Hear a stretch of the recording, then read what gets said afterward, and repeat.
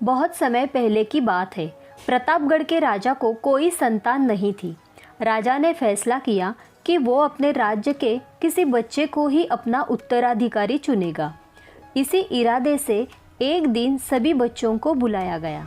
राजा ने घोषणा की कि वहाँ मौजूद बच्चों में से किसी एक को वो अपना उत्तराधिकारी चुनेगा। उसके बाद उसने सभी बच्चों के बीच एक छोटी सी थैली बंटवा दी और बोला, प्यारे बच्चों, आप सभी को जो थैली दी गई है उसमें अलग अलग पौधों के बीज हैं। हर बच्चे को सिर्फ एक ही बीज दिया गया है। आपको इसे अपने घर ले जाकर एक गमले में लगाना है।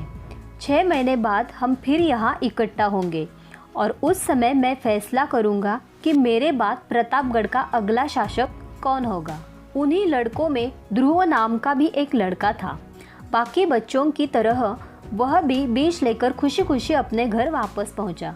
माँ की मदद से उसने एक गमला चुना और उसमें जो उसे बीज मिला था वो उसमें बोया। उसे रोज वो देखता और उसकी देखभाल करता। दिन बीतते गए, पर हफ्ते 2 हफ्ते बाद भी ध्रुव के गमले में पौधे का कोई नामो निशान नहीं था। वही अब आसपास के कुछ बच्चों के गमलों में उपज दिखने लगी थी। ध्रुव ने सोचा कि हो सकता है कि उसका बीज कुछ अलग हो और कुछ दिनों के बाद उसमें से कुछ निकल जाए। और ऐसा सोचकर वह पूरी लगन से गमले की देखभाल करता रहा। पर 3 महीने बीत जाने पर भी उसका गमला खाली था। वही दूसरी ओर बाकी बच्चों के गमलों में अच्छे खासे पौधे उग गए थे। कुछ में तो फल फूल भी दिखाई देने लगे थे। ध्रुव का खाली गमला देख सभी उसका मजाक बनाते और उस पर हंसते। यहाँ तक कि कुछ बड़े बुजुर्ग भी उसे बेकार में मेहनत करने से मना करते। पर इसके बावजूद भी ध्रुव ने हार नहीं मानी और लगातार गमले की देखभाल करता रहा। देखते देखते 6 महीने बीत गए और राजा के सामने अपना गमला ले जाने का दिन आ गया। ध्रुव चिंतित था क्योंकि अभी भी उसे गमले में कुछ नहीं निकला था।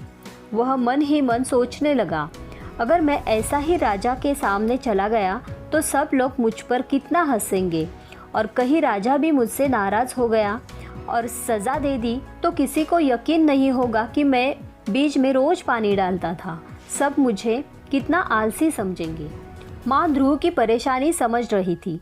उसने ध्रुव की आंखों में आंखें डालकर कहा, नतीजा जो भी हो, तुम्हें राजा को उसका दिया हुआ बीज लौटाना ही चाहिए। दिन तय हुआ और सभी बच्चे राजमहल के मैदान में इकट्ठा हो गए। वहाँ एक से बढ़कर एक पौधों का अंबार लगा था। रंग बिरंगी फूलों की खुशबू से पूरा महल सुगंधित हो गया था। ध्रुव का खाली गमला देख बाकी बच्चे उसका मजाक उड़ा रहे थे कि तभी राजा के आने की घोषणा हुई। सभी बच्चे शांति से अपनी जगह पर खड़े हो गए। सबके अंदर बस एक ही प्रश्न चल रहा था कि कौन बनेगा राजा। राजा बच्चों के बीच से होकर आगे बढ़ने लगे।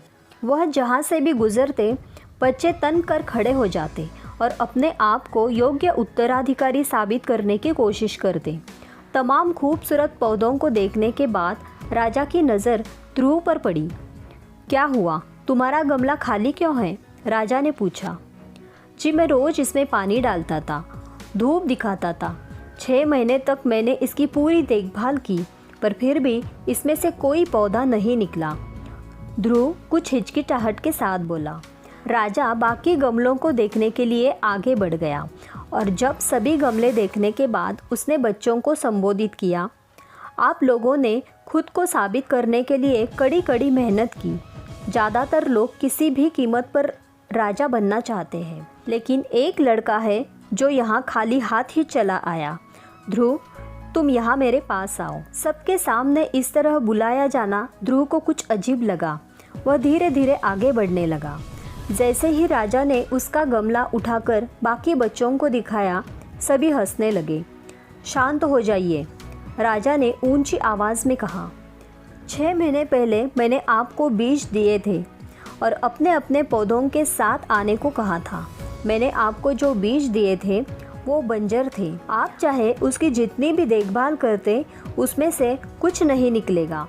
लेकिन अफसोस है कि आप सबके बीच में बस एक ध्रुव ही है जो खाली हाथ यहाँ उपस्थित हुआ है।